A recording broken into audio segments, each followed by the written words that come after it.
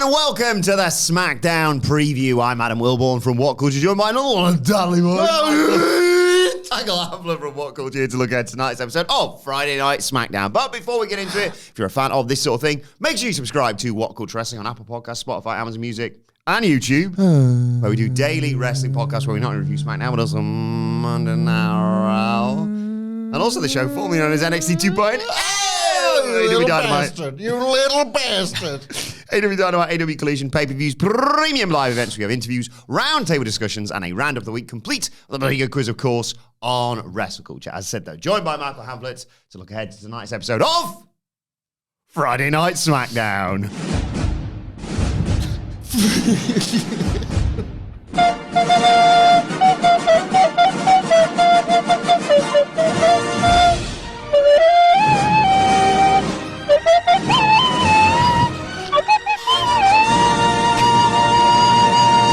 So goddamn hard.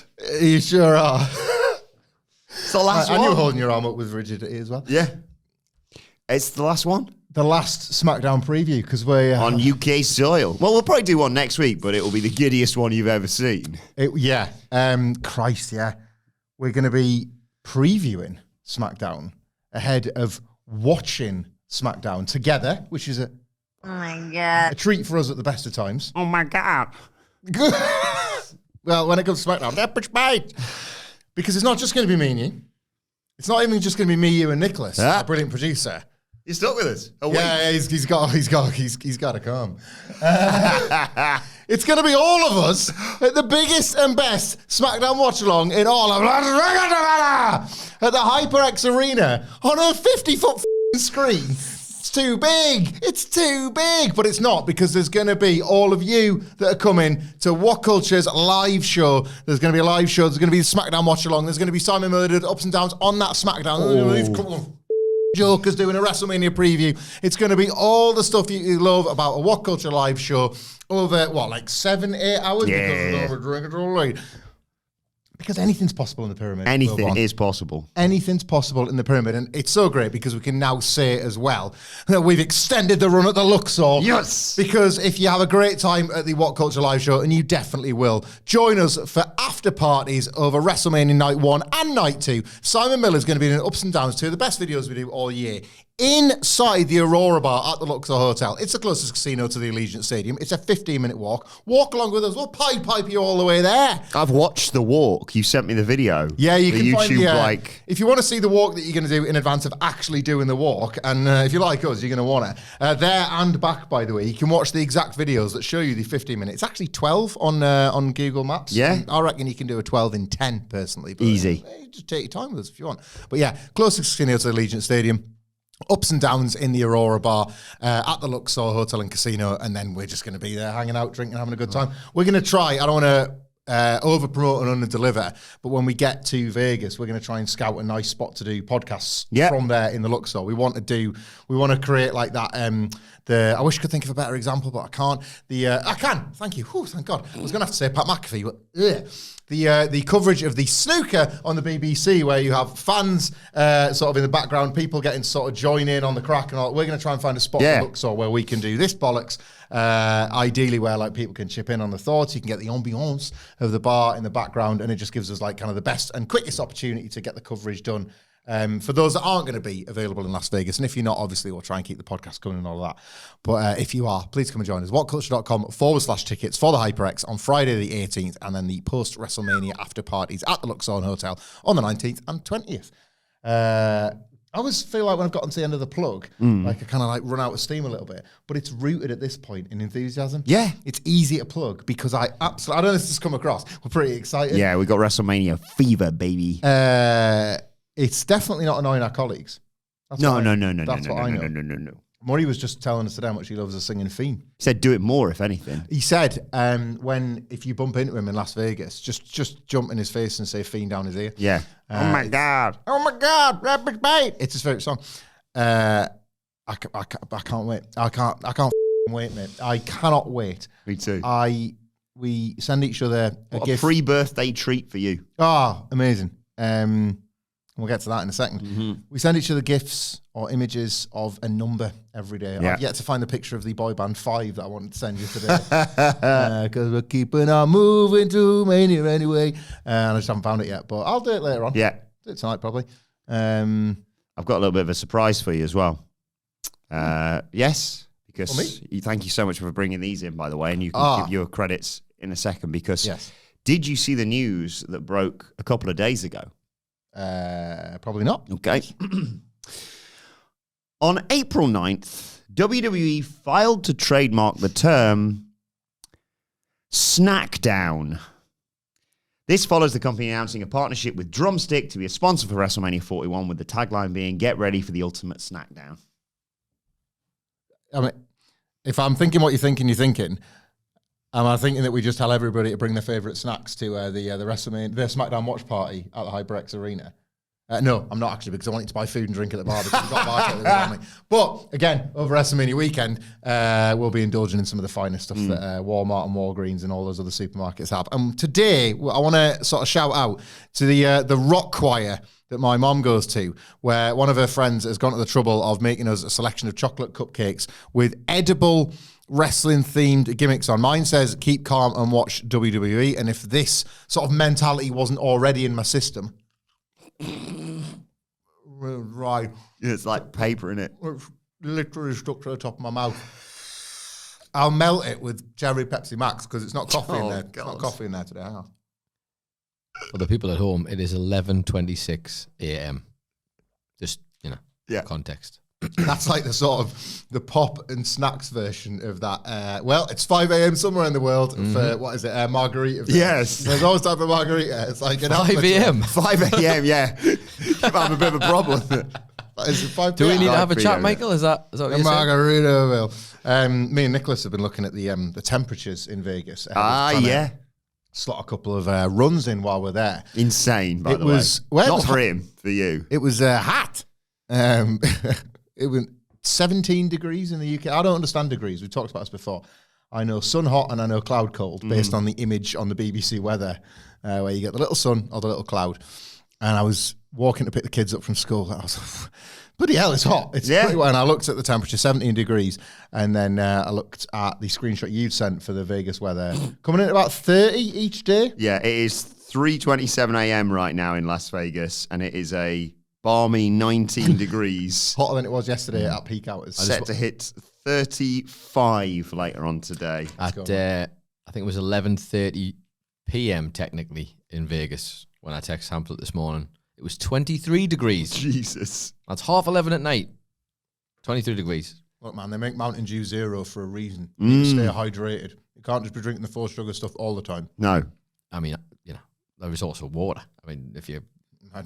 Sorry, Adam, you're going to have to explain what that is to me when I'm in America. Do you know what it is? I think the people who are watching this podcast will start to believe that may be true from the man who didn't understand how ashes work. Yeah. So, what? Oh, yeah, I do remember this now. Well, it's not that I didn't understand how they worked. Just had some questions. Yeah, I'm sure. Yeah. But you fell back in love with SmackDown last week, didn't you? Mm-hmm. I think the best place to start is last week's show before we look ahead to... I mean, it's part of looking ahead because the conversation pretty much the entire week on the news has been dominated by Charlotte Flair and Tiffany Stratton going off script, shooting, whatever you want to call it. I love it. I think neither of them went too far so as that they should get in real trouble. I think arguably Charlotte probably respects Tiffany a bit more now for like firing back at her, clapping back in Tiffany's own words. But what now for the two of them? Because it doesn't need anything else, does it? You got 2 more weeks, 2 more episodes of SmackDown. You've done physical stuff. Granted, you can just edit around them not actually hitting each other with big dives or whatever. Mm-hmm. You've certainly done the verbals. You've got the Charlotte punching a ticket to WrestleMania stuff. But is there a temptation to just be like, give them another live mic, see what happens? Well, wrestling's weird, isn't it? Because, as we've sort of talked ad nauseum with the various performers that didn't necessarily get along over the decades, but were either able to work together and have a greater success as a result, or in the case of something like Bret Hart and Shawn Michaels, never really have the match that they were potentially, I mean, they would Yeah. disagree. You know, they love the Iron Man match, and rightfully so. 60 minutes for them, an amazing achievement, but not the most entertaining you. matches. No, and they never truly, I think, explored their chemistry in the fictional world that was anywhere near as captivating as what you knew behind the scenes. I'm thick. So what's a good example for Charlotte and Tiffany to follow in terms of two people who not couldn't stand each other, but certainly butted heads outside the ring and then got in there and was just like, let's make some magic? Well, I'll give you a very recent one. It's going to shock you when I name this name, but Charlotte Flair. Oh, yeah. And Becky Lynch made magic at the 2021 Survivor Series off what I would consider, I think about this a lot because I can never decide what is the true worst. I think it's the North Star of worst ever bad WWE segments, and that's the belt swap on SmackDown. So if you consider the match that they were able to pull together off the sheer awfulness of that segment, a better example of the match, the sheer match, is Eddie Kingston and CM Punk. Yeah. But think of how amazing that segment was to build up. Like, they had the benefit of being able to put their genuine dislike to such one side that they created magic in the build-up, let alone the match itself. You don't get a segment as electrifying as their Rampage face-off and then a match as, I'm just going to say it, as perfect as their Full Gear 2021 without... Starts pretty well, doesn't it, that match? Well, this is it, right? Like, it takes a level of cooperation and trust to, A, pitch the spot, like either Kingston pitches it, how about I clean your clock after death, like in the first second, or Punk saying, you know what would be the move? You smash the out of my face. Like, they've got to be enough on the same page to even arrive at that point, even if it's through gritted teeth. There's a level of, we want to steal the show, we want to make this as good as it can possibly be. And maybe these two will find it. There was a report from Fightful that said WWE don't feel as if things have been derailed. No. As a result of this. And to answer your question, maybe that's because there's 2 weeks to go. Maybe they are able to, we talked about this in the review, they're able to capitalize on the one thing that everybody agreed on from that segment last week, which was, well, I like it now. Like, if I wasn't necessarily on the hook for Charlotte Tiffany, this segment has made me seated for it. I'm going to have to see. There's several versions of how this match goes, but no matter which version we get, I kind of want to look at that. Like, if this has actually created, to your point, a bit of a mutual respect between the two, because Tiffany has sort of announced herself as somebody that can clap back, can fight back to Charlotte Flair's sometimes steamrollery work shoot stuff. I mean, and the thing was, like, Charlotte's patter was crap as well. She didn't just bulldoze it with, like, this killer line. She did just, like, stopping short of just putting a finger in her ears. Did la la la la. Do you know apparently what they were meant to do? I think they were meant to do, I thought it was a crap line, to be honest. It wasn't good, was it? I saw a version of this. The shoot was going to be like Tiffany being like, your dad's better, which has been said so many times in so many different ways. It's just like, it's not like, ooh, got her. Yeah. And I think Charlotte was meant to basically say, you kind of took a shortcut to the title with the Money in the Bank briefcase. What? Yeah. Far better than it went this way. Yeah, I think that's it. Like, and again, this is to sort of go back to how they can, like, lean from prior examples. When there's a little bit of reality, that's often the best amount. If the stories are coming out, and I'm suspicious sometimes of some of the stories that come out, like, we all have a bit of fun with the Legendo, but I do think it kind of benefits WWE for people to think that there is heat here. Yeah. But the best amount of heat is just a little bit, not so much that it becomes disruptive. It is a cooperative game. Yes. For wrestling. You need to trust each other. You know, I've never taken a bump in my goddamn life, but in any job, in any situation where you're working as a team or you're working in partnership, you have to, at least to a certain point, know what that other person is thinking or doing in order to feel confident in your own ability. Yes. If that is gone, if that is eroded as a result of the stuff that these two said to each other last week on SmackDown, nobody wins, really, because the match stinks. They don't lay it in, particularly because they'll be overthinking every element of it.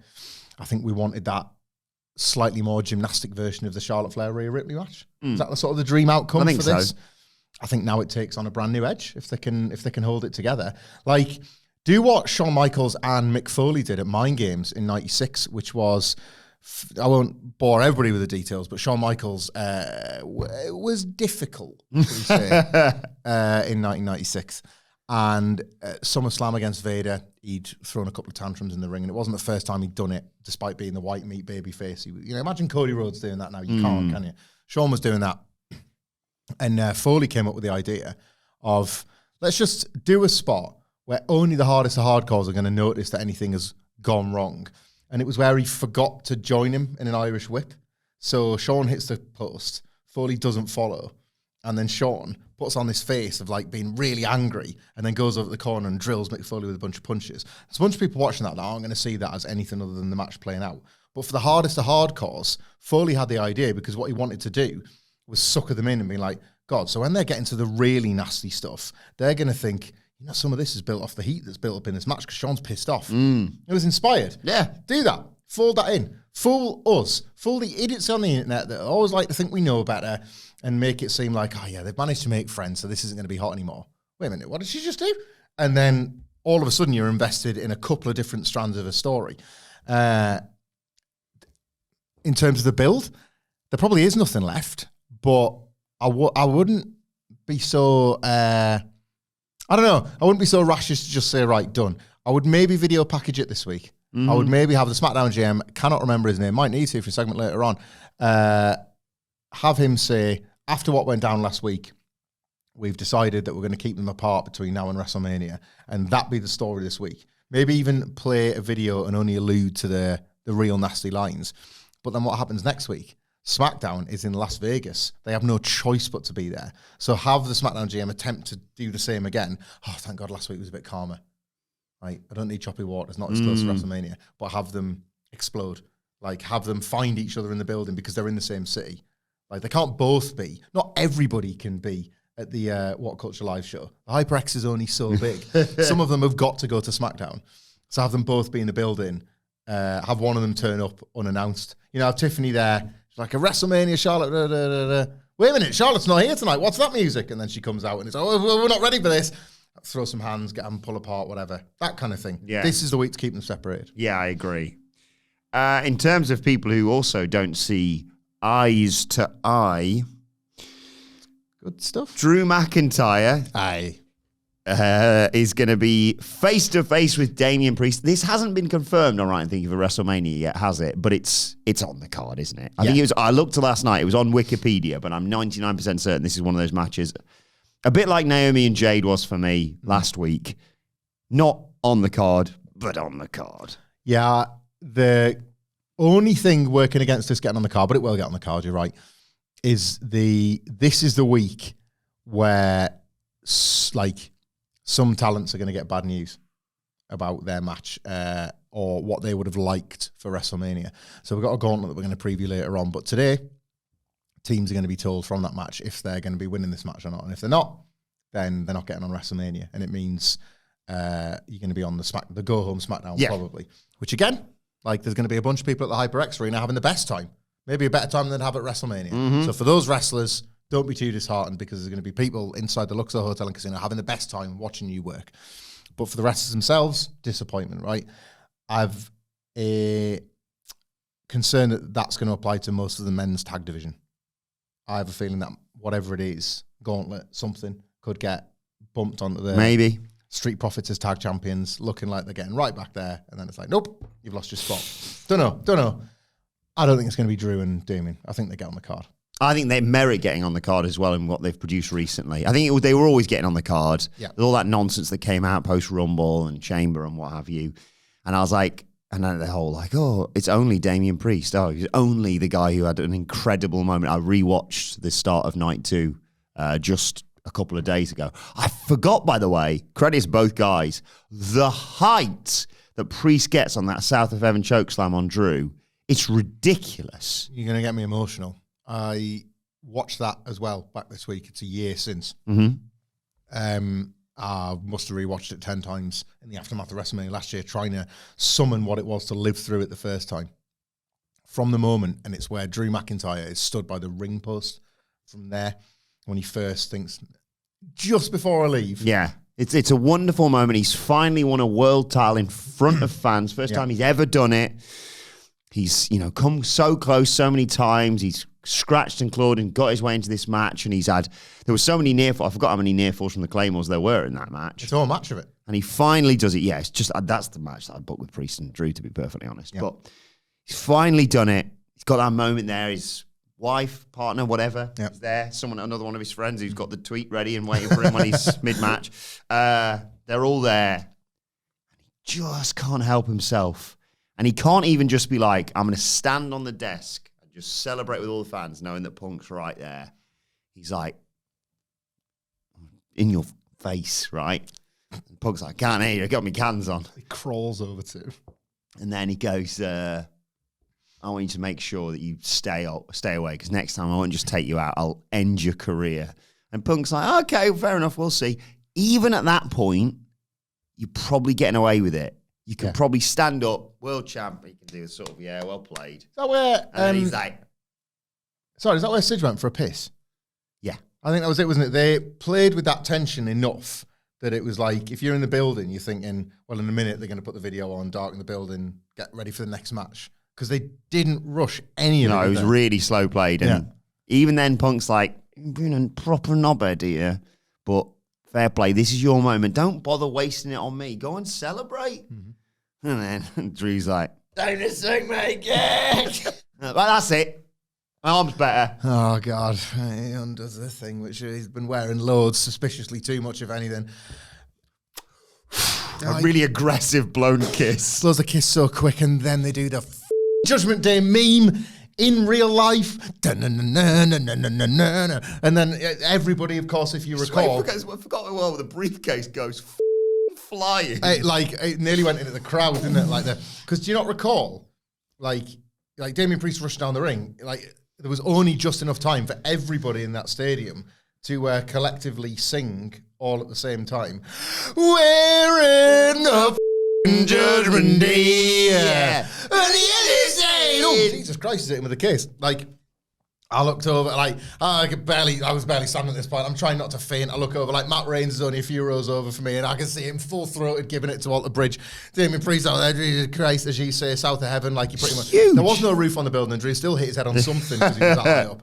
And then Damian Priest walks the ramp, and all the Judgment Day, Rhea Ripley's still got her world title. It's the one, it's not Kevin Dunn back then, but it's the one Kevin Dunn bit that I actually can understand, because they're like, oh, God, right, show Priest in the Judgment Day. Quick, show Punk clapping on the Spanish announce table. Show Drew devastating. Back to Priest. Punk, Drew.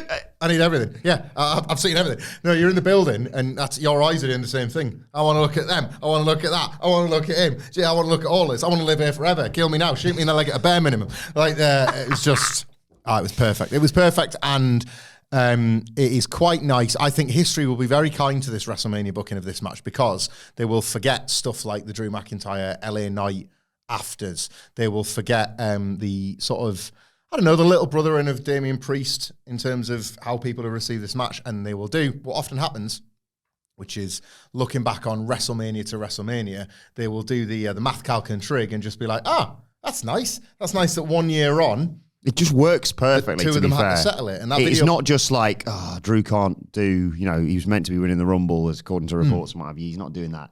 Give him some guy who's just come up from NXT or whatever. This is Damian Priest. They've got a history. And they've plotted it really nicely of how did you beat several times? That bloody twat Punk cost me. Mm-hmm. Priest's like, you didn't beat me. I beat you. And I eliminated you fair and square from two different ways to punch your ticket to WrestleMania.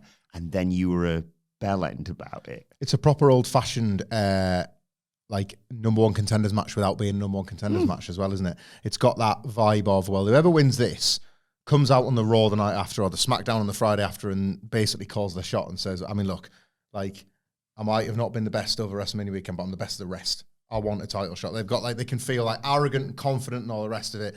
You've got a clear heel, a clear baby face, and coming out of WrestleMania, presumably, that's going to be the case for the champions. I don't know that. Both title matches are really unpredictable, but you would think whoever wins this match will be able to stake a claim on at least one of the champions, which I think adds that nice little, that undercurrent of stakes. Speaking of punching your ticket to WrestleMania, though, we do have that women's tag team gauntlet tonight to see who faces Livy Omega and Raquel Rodriguez for the women's tag team titles at WrestleMania. Yep. The teams, of course, Kaden Carter and Katana Chance, Shayna Baszler and Zoe Stark, B-Fab and Mia Yim, Natalia and Maxine Dupree, The Secret Service, and Bayley and Lyra Valkyria. I think those two I've mentioned at the end should be your final two in this gauntlet. Yeah. I wouldn't divert from the obvious booking wise here. You put in Bayley and Lyra Valkyria about team 2, maybe team 3. You could have them run the table. It's not as subtle, but then Triple H has done that with his Rumbles. Like Rhea and Gunther went end to end in Royal Rumbles. So he does just, sod it, going at number 1. I would put them in about number 2, maybe number 3. Have them run the table, and then the Secret Service be the last team. You've got their really fun comedy stooge heels, but you've got Piper Niven, who is fresh. You've got Alba Fire, who can theoretically out wrestle both the other two, and then just make the hot tag and let Piper Niven do the cleanup work with the sort of the strength and the muscle and all that kind of thing. And then can Bayley and Lyra Valkyria gut it out? And not only can they gut it out, can they work together when we know that right now, because the results between them is 1-1, and Bayley couldn't help but one last stolen glance at the Intercontinental title, the trust between them will be explored. It'll be used a little bit here, but I think they'll win. And I think they'll get the match against Liv Ospreay and Raquel Rodriguez at WrestleMania. But I think they'll lose that. And then you get to the decider between the two, because ultimately they've not been able to quite, I was going to say coexist. It's such a dirty word, isn't it? But it's true, yeah. But there was a time where that was an okay device to use once in a while, and I think this is one of them. What's happening with Chelsea Green at WrestleMania? Well, it's all gone a bit quiet, hasn't it? To go back to the wrestlers that might have to just contend with delighting those of us in the HyperX arena, whatculture.com/tickets, Chelsea Green might be get the loudest pop of the lot, because it just doesn't feel right now like WrestleMania is on the cards for her. You've pitched host a few times. You mentioned it as well, yeah, and I think it's a great shout. Oh, we both great. Yeah. I would love that. I think it's such an obvious omission, but the characters that make it work make it feel like one of the most important roles on the show. The New Day, nailing how to reintroduce the Hardys, for example. And remember the set reveal? Yeah. On the match and sequence and stuff. That's going to be soon, isn't it? The set reveal. Set reveal. Imagine, just for a second, if that's on YouTube on the Friday, and they incorporate it into the Go Home SmackDown, and we get to see it on the 50-foot HyperX screen, the WrestleMania set. Oh my God. Oh my God. Oh my God. We've got to work after that show's finished. Jesus. How's that going to work? I have no idea. The bar will be open. Please buy drinks and food. I drink responsibly, but it's Vegas, so not that responsible. and eat food and stuff like that as well. Yeah, just Chelsea Green is too good for her own good for this time of year. I don't think there's a division that Triple H has booked yet that has supported the secondary titles. Said it from the beginning. This is always where it goes. It creates this idea that there's this competitive league of women. There isn't. There's 2 champions and challengers of the months and the like. And in some respects, Jade Cargill and Naomi is hotter than anything you could have built with Chelsea Green. Yes. But it doesn't just have to be women versus women.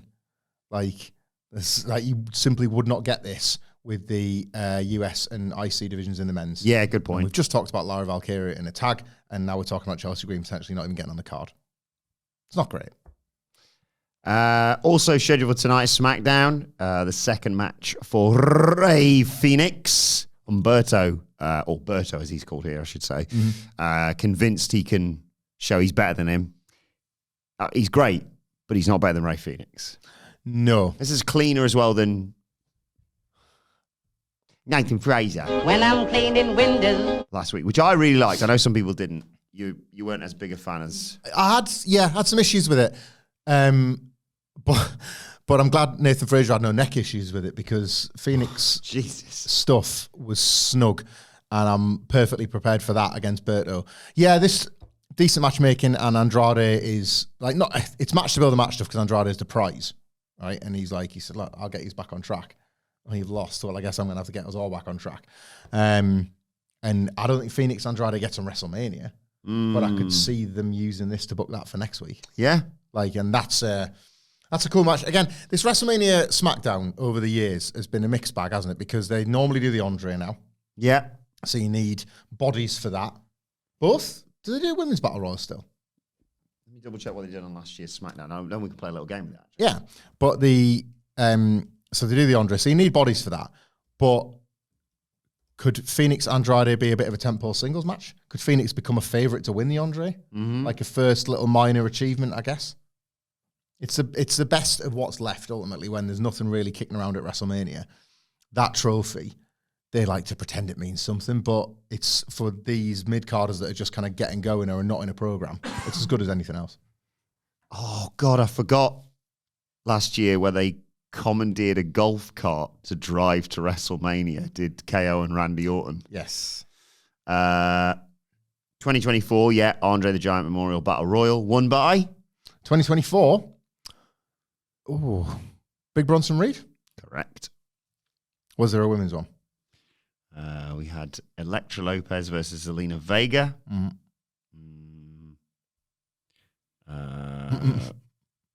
Austin Theory and Grayson Waller versus the New Catch Republic. Nothing's happening. Birmingham, that's good stuff. Yeah. Backstage, Solo Sikoa is taping his thumb while Big Jim Uso gives him a pep talk. Different times, same times. You'll never guess what happened. Debbie Deeks in Jey Uso versus Solo Sikoa. I remember that match. And that was it. Yeah. Oh no, Cody cut a promo, obviously saying he was going to slap Rock so hard his ego lifts out of his body like his soul. And he remembers what it is to be the true people's champion. Well, in a refreshing change, and lucky for us, quite frankly, because we're going to be hosting it on a 50-foot screen, and if you heard about it. But the Go Home SmackDown this year does feel like it's getting supercharged because they've just announced that John Cena is going to be on it. And what we had on that Raw the other week isn't the last bit of business between him and Cody. They've actually got this SmackDown for the first time in a few years is actually going to feel like a go home. Have you noticed, post-pandemic especially, there's a reason why people don't really remember these battle royals or things of that nature, because WWE feel like they've looked upon everything else happening in the WrestleMania city and well, we just can't get people's attention. They're not thinking like that this year. Yeah. They're actively trying to make, and it's at the expense of some of the indies, and that is a different conversation for a different time, but they're trying to almost claim every single moment as theirs. They want you to go to the Fontainebleau for various other ancillary events. You've got the World, you've got wrestlers in various like supermarkets and other locations. You've got WWE wrestlers appearing on things like Bloodsport. Like they are more than in recent memory trying to be across every single aspect of what is known as WrestleMania weekend. And it seems to extend to SmackDown. It seems to be that like this year they want the SmackDown to feel like a go home again, because in the last few years it's been the Raw, hasn't it? Yeah. You almost felt like, well, SmackDown's a free hit. It's wrestlers that couldn't get on the card. The LA guys. And not this year. No. So if nothing else, whether it's Battle Royal participation, something where Chelsea Green's match gets announced, or the tag division or whatever, the Gauntlet, has got stakes for WrestleMania itself and John Cena especially. This one feels like an actual lead-in. You need to see this SmackDown in order to be fully ready for WrestleMania. And tonight, Cody Rhodes returns to SmackDown, obviously possibly leading into John Cena, or you never know. I didn't want to even include this in my notes because I don't think it's going to happen tonight. If it's going to happen, I think you're right, it's next week. But The Rock has been conspicuous by his absence. Is this just Cody talking people into the building? Yes, but I would like them to be creative with it. I want one of two things to happen with Cody Rhodes on this SmackDown. I want him to get into a little argument with Carmelo Hayes because I really like that law. Like Carmelo Hayes is always... But he's always him. Well, what time in for there to be a Dusty Rhodes inflection on that name? I love that there's always beef between those two. Yeah. I'm not saying it myself, but a lot of the locker room are kind of calling you Cody. You what, Carmelo? Like... That's what I've heard. Yeah, I do like that. Or a wrestler that has just lost his WrestleMania spot to be starting to lose it a bit, starting to fray at the edges. That old balloon-armed pink lobster we call Randy Orton. And Cody there like, easy, big fella. Yeah. Calm down. And Orton like, I can't calm down, Cody. You've got John Cena. Like, you got a lot of things I wouldn't mind right now at this time. That's the belt again. And whatever they're going to do with Randy Orton, because it was quite a pointed line, wasn't it? SmackDown GM was kind of a dick about it. Like, really cut through the sentiment. Well, you're off the card. See you later. Sorry. Sort of had that one coming. Cody's the perfect guy, What right? KO Mania would it have been? I've just realised we've lost that as well. I'm gutted. We did this one ages ago and I got it wrong then as well. It's either 7 or 8. So it wouldn't have been, God, if it had been KO Mania 9 and it would have been in Las Vegas. That was because I remember thinking at the time, that would have married up, and it hasn't. That can be for another day. He'd have been like, postpone the surgery. We're not doing this as KO Mania, ladies and gentlemen. KO Mania 8, the poster of it is like, so you got Savage versus Flair, and you got Hogan versus Sid, and it was the first time they'd done it at WrestleMania. It was a double main event, so it wouldn't be much of a KO poster. It was like a double main event, and I'm not in it. Like he'd have had to just put his face on everybody, basically. It's nice. It's a it was KO Mania 7 last year. Because it's Hogan and Slaughter, and he just put himself on both, doesn't he? Like, Yeah, him and Logan Paul, obviously, Randy Orton. Yeah. So yeah, it's all right for this one to take a year out. But Orton and Cody Rhodes having another backstage interaction. They were really good in the ring the other week. Really good. It set up what I think still. This is where I'm leaning currently on John Cena defeating Cody Rhodes at WrestleMania. Me too. And if I wasn't already, I was even more so by the promo that Orton and Rhodes had, where Orton, was honest and said, I'm not going to do what all your mates have done. I'm going to tell you I want that title. And WrestleMania, I look forward to getting it. And Backlash is in St. Louis. And he was going to get it from Cody, but I guess Cody's not the guy anymore. John Cena is. And then, as we talked about, you get that. It just makes all the sense in the world. Cena match, yeah. Like, So it's mad to be saying that, innit? It makes all the sense in the world. Do Randy Orton versus John Cena, guys. But then Orton and he would have beaten Kevin Owens to get to that point. In the same way we talked about Drew and Priest. It's like, well, whoever wins this match is kind of the number one contender if you think about it.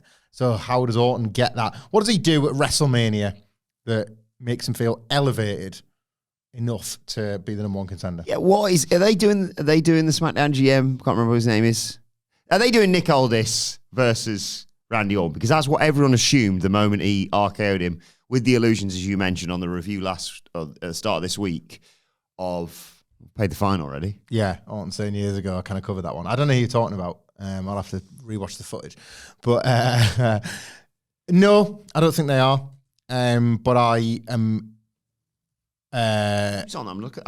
We've got a game to play in a minute, but I'm also going to look at the SmackDown roster and see if there's anyone blatantly obvious that we've completely overlooked that could just slip in here. Because you could just do Miz or Mello or whatever, but I don't see that happening. I'm intrigued with this SmackDown GM thing because it would be the weirdest of pivots because they've made no there's been nothing teased that suggests, he's going to get back in the ring now. There's been times when he's been having a bit of back and forth with Postman Pierce and you'd be like, maybe they're building to it right now. Or when he was having a little bit of hostility with the Bloodline. Remember that? Yeah. And you thought, maybe there's like a match down the line with a member of the Bloodline.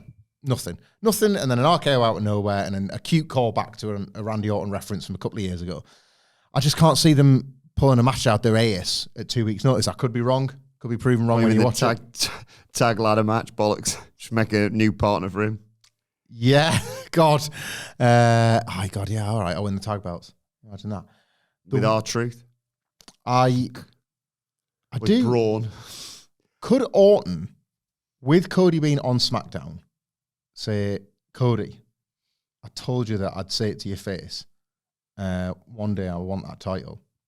I'm asking you now. Put me in.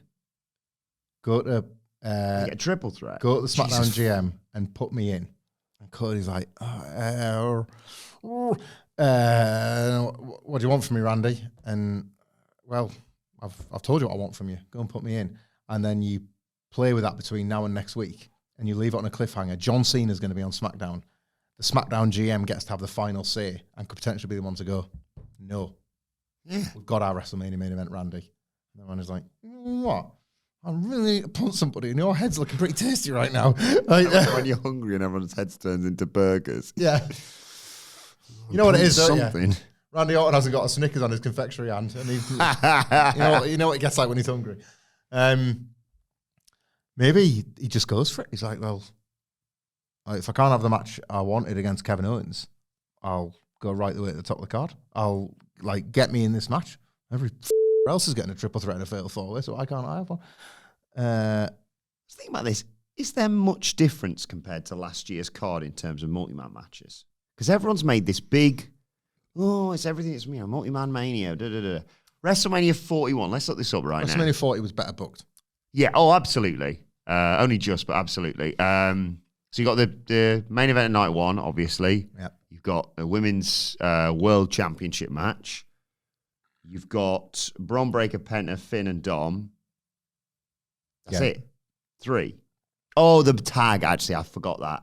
Yeah, you got the tag gauntlet. I don't know. I'm thinking about last year's card, and What do we have on last year's card? every major match, like the anomaly was Owens, Logan Paul, and Randy Orton. Yeah, there's a multi-man. There But was didn't like the build to that. I felt Jade awkward. Bianca and Naomi versus Damage Control. You had the six-pack tag team ladder match. You had... that was a tag match, but everyone got involved. I was going to say the Rey Mysterio, Andrade, Santos Escobar, Dirty Dom, but you also had Elektra Lopez, Berto. And it was rubbish, and we said it was rubbish at the time as well. Like the build. No, the football players got involved. It wasn't that bad. So, Oh God, yeah, it was double rubbish. Dubbish. and then you had, everything involving the bloodline, Cody and Seth. The big heated. Oh, and the Pride in the Final Testament. So you did have loads. Yeah. Just shut up, actually, about this multi-man thing this year. Just name some like the weakest elements of an otherwise very good card. Cody Rhodes and Roman Reigns was the main event, the absolute definite main event. Not your precious Rock in his stupid little tag that went too long. It was Cody Rhodes versus Roman Reigns in a singles match for the top title, right? Drew McIntyre versus Seth Rollins was a singles match, heated up as such for the World Heavyweight title. Bayley versus Io Sky, a singles match, heated up for the world title. And on it goes. Like the feud. You've named 3 matches No, there but that the also big have 3 singles matches that are exactly the same this year. The big Cody, 3 John Cena, No, but I'll Gunther, give you- Jey Uso, and Tiffany versus Charlotte. I'll give you those as like for likes, but the big 3 I'll versus admit Damage it's- Control and actual fooed. Do you know what I mean? That wasn't like a multi-woman. You weren't sort of saying like, nah, do you know what the real match here is? Dakota Kai versus Bianca Belair. Yeah. The booking here, like the biggest, I would say the biggest offender is obviously the Punk Roman Seth one. I really like it. I love the multiple, and it's so unpredictable now. I think people made them, they made their minds up early, and they've dug their heels in a little bit. And This is where we agree. I think they've worked to make that. I have really, in the last sort of 2-3 weeks, bought in to the connective tissue between the 3. I'm all in on that thing we talked about a few weeks ago, where it's like, is it just going to be Seth that leaves with Paul Heyman? Is that what we're doing here? But even if it's not that, and they don't go down the most sort of like, surprise, swerve outcome, and it is just Heyman makes a mistake, or Heyman doesn't. Remember when he threw the belt between Roman and Brock? He was overacting. You know what to do, sir. Like before he turned outright on Brock. Could do something like that. But I like Paul Heyman as the central feudal force in that match. I like that he's the guy that kind of like, now that Seth's got this favor or this like, I could have kicked your head off there and I didn't. He's the glue between all 3. And the point at which Punk's not even involved and Heyman's not even there, and Seth and Roman have their little moment. There's a bunch of like Shield mega fans to whom the Shield is everything. Like you saw it last year with the chair shot and stuff. That they're going to be losing their minds. Yeah. They're finally getting Seth and Roman like face to face. Something's got to give, all that kind of stuff. The Royal Rumble had a moment of that, didn't it? So I'm with you. I like how the 4-way with the IC title. I don't have a huge problem. I was about to say, I don't really have a what problem with that one. What if someone turns around to Randy and says, "Great news, I've got you in the title match," and he's like, "Let's go, John Cena, Cody Rhodes." Oh no, the IC title match. Well, this is the thing. And then he loses that, obviously, because I think it's either Penta or Braun leaving there, and that doesn't give away what happens in the main event of night 2, because the main event of night 2, if Cody wins, he's like, well, they only think I'm IC title level, clearly, so I'm going to have to kill my supposed best friend. And I said I'd do that. If it's John, you just do, it's John Cena, Randy Orton. I don't think they'll do this, which is fine, but the most this season WrestleMania thing to do would be to like throw him in the US title match with LA Knight and Jacob Fatu. Oh, God, They no. won't do that. I've seen some whispers that should he be available, there are worse things to do than just out of nowhere drop a Rusev on this situation. Oh my God. That's interesting, isn't You it? going to Rusev that bitch? Yeah, well, they go Rusev that bitch. Or, Or open challenge at WrestleMania. an open challenge, yeah. Like as a surprise. But of course, Randy Orton Also had a classic nickname. This is going. What was it? What was the... Oh, I know what you're thinking of. You're thinking of the Apex Predator. No, not the Viper, not the Apex Predator, the other one. You did the Viper one as well, didn't you? Yeah. Probably the youngest world heavyweight champion ever is one of his. Yeah. Cummy handshake guy. Old spunky fingers. Yeah, God, his confectionery hand. I do not want to see that. I already, Ugh. It's covered in the stuff he walked down the ring to at WrestleMania 33, isn't it? Confectionery hand. Confectionery. I like that. Watch it, erectionary hand. Confectionery is better. It's the Legend Killer. It's time to play the game! Time to play the game! Ha ha ha ha! Which WWE legend will the Legend Killer face at WrestleMania? I have the WWE alumni section. Good luck, everybody. Open in front of me. See you in 10 minutes. I love the bit when Wilbourn goes, nope. I was like, I can't have a say with this. It's random. Do you remember before we videoed these and people just assumed, because we came up with some unbelievable pairings, that we must have been gimmicking it? Yeah, no. No, and then ever since we came on video, people will probably think even more so we used to gimmick it because the stuff that comes up now will get us kicked off YouTube. Stop. Oh, hang on. Stop. Okay. Oh, picking on between 1 and 12. 1 and 12, not 6. 7. I'm not touching it. Spin that laptop round and tell me who number 7 on that page is. 1, 2, 3, 4, 5, 6. Well, we're having it. I'll turn it around. Can you see this, Nicholas, if I do this? Like that. It's Rusev. It's Rusev. Hey. We haven't gimmicked it, and we got through the game scot-free and clean. And Well, if it's not Rusev... Oh, hell. It's your choice, man. You just stick. Just, No, your choice. I Just stick. didn't wanted Rusev. Right, well, But just for fun. You just won't for let me fun. have him. It's just for fun. No, it's never fun. It's never fun. Who ever. else could it be? Oh, guys, Hulk Hogan. Stop. Number between 1 and 12. 4. Try again. Stop. Go. 2. Go. Like that. Changing.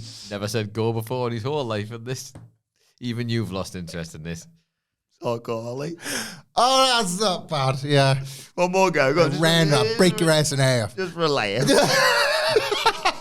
Oh, we're all having a laugh. We're all having a good time. WhatCulture.com/tickets. Last seat sniper X still available. I'm going Stop. really fast. You know, between 1 and 12. 1. No. I don't want to do that.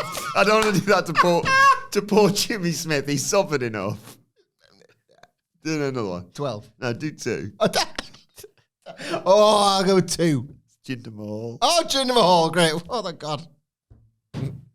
They got history, them too, haven't They they? do, yeah. Yeah. Backlash main event. They had a Punjabi prison match once. He just Imagine that. Run it back. Imagine that. Oh, I wonder who's the boat's going to be. What's that about the 3? Yeah. Oh, bring the Great Khali back for it as well. Remember when he took the belt off him? I'll have that, thanks very much. Just take the photo of me on it. Everyone knows he's champion, There was right? loads of pictures on Instagram of just him holding the belt with Jinder next to him. It was like, you know what you're doing here. WWE India is confused because they think Great Khali's the champ. Great Khali's champion. It was such a great version of. There would always be like these Andre the Giant shoot stories, and like Hogan's a liar, and he didn't up to the taps. Like, I know he was a big man and he had like 58 teeth, but it's not like he's got like 16 arseholes and it's like, well, up to the taps, brother. Like, he didn't. But every now and then, Is that how Andre the Giant speaks? That's that my Andre is perfect. Yeah, yes. Anybody want another peanut? There was stuff like about Warrior just like hitting him way too hard. Yeah. Bobby Heenan tells the story of him just sticking a fist out and flooring him. And like that might well be true. But even that feels a little bit like, remembering the good old days kind of stuff. But he's a giant man, so maybe he did. To see one happen, like in real life, like Jim's like, hey, hold my belt up. I'm not taking it. I'm 9'12". What are you going to do about it? Like, The shot from that show would be jump. Give it back. Exactly. Give it back. No, come on. What is he going to do? He could have just put his hand there. Loved it. I love the Great Khali. Great Khali versus Randy Orton. Yeah, there you go. And have it end with Khali. I've got you a big match. Literally. Like, Khali just stands up off the punt. Just chops him right in the head. Because they were bringing, hasn't someone in LFG got their new squash head? They've got the head vice back, yeah, getting it back over. In Vegas, Crush was at WrestleMania 9. He used to crush people's head. He tried to crush Doink's head, but there was a second Doink. What about they brawl into like a casino? Loving it. And then we're there, obviously. Yeah. Right? And I'm like, oh, bloody, that's my last coin. Oh, bloody, that's nothing. Cherry, lemon, lime, or whatever it's like. Right. But they brawl into there, and it's like, Randy's like selling against my one-armed bandit. Yeah. And Greg Collins, hiya! Bang! And it's going, oh, what is it? I don't know. Bell. 7777. Ding, ding, ding, ding, ding, you're a winner. And I'm like, oh. Battleground. It was a dream I had last night, I think that. Anyway, what are we talking about? More to pay for this, whatculture.com/tickets next week. What a plug. Let us know your Vegas thoughts. is really expensive. Spend even more in person. Nicholas is coming. He asked him. It's a week today to like. Adam Nicholas is a wonderful company, right? And you could buy a ticket and you could experience that firsthand. And if anything else, it lifts him away from having to be around us. Yeah. I don't want to do that. I enjoy this. I don't know if you noticed, I'm also working at the same time. Yeah. I like do two things at once. What do you call it? I mean, I've been trying to think of a term for it for the last year and a half, and I haven't got one.